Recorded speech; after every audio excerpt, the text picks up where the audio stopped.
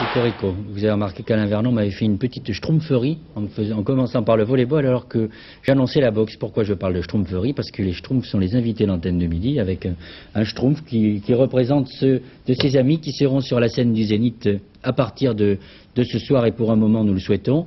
Alors Jean-Claude Darigo assistait à la première de cette comédie musicale. On connaissait les Schtroumpfs en bande dessinée, on les connaissait sur disque, on les connaissait au cinéma, mais pas encore en comédie musicale. Eh bien, nous allons voir ce que ça donne et je suis sûr que les enfants vont être ravis.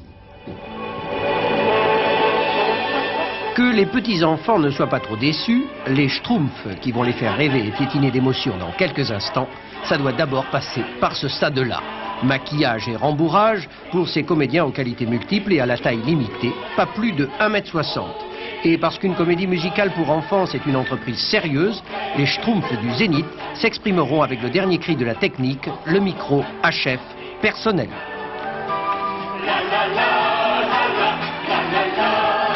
Au début, la première fois, ils ne se sont pas aperçus que quand c'était mouillé, ça ne marchait plus. Alors maintenant, on a carrément dans le nez, on a je sais pas, c'est une espèce de truc qui isole pour empêcher la transpiration de tomber sur le petit micro HF.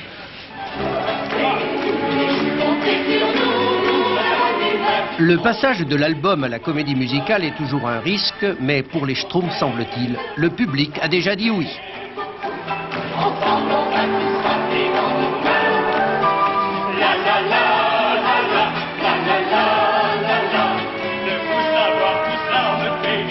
Le petit plus, c'est que les Schtroumpfs dansent et chantent. Or, bon, dans la bande dessinée, on les voit très bien bouger. Le dessin de Peyo est très très vif, il est très vivant, c'est plein de vivacité. Ça, on le sent très bien, le mouvement déjà, et la parole, et les mots Schtroumpfs qui reviennent tout le temps. Mais jamais on les a vus danser et chanter. Les Schtroumpfs, a dit un sociologue, c'est une méditation contemporaine sur les mystères et les pièges de l'éternel féminin au paradis terrestre. Mais dans la Schtroumpf création, le serpent, on l'a entendu, s'appelle Gargamel. Ça dépend des enfants, c'est eux qui font le travail, en fait, rien à faire. Puis en plus, ils connaissent tellement le personnage qu'il suffit d'arriver. Mais c'est Gargamel, où est ton chat, où est ton chat? Ça marche un peu comme ça, quoi. Ah, et ben on y va. Alors voilà ce que tu vas faire. Tu iras dans la forêt et tu essaieras de rencontrer un Schtroumpf. Bah, personne ne le saura, allons, pour me faire plaisir. Non, c'est impossible, c'est trop dangereux.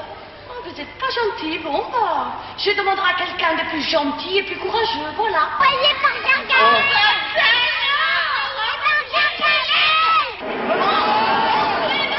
Raschtroumpfez-vous les petits-enfants, tout va bien se terminer.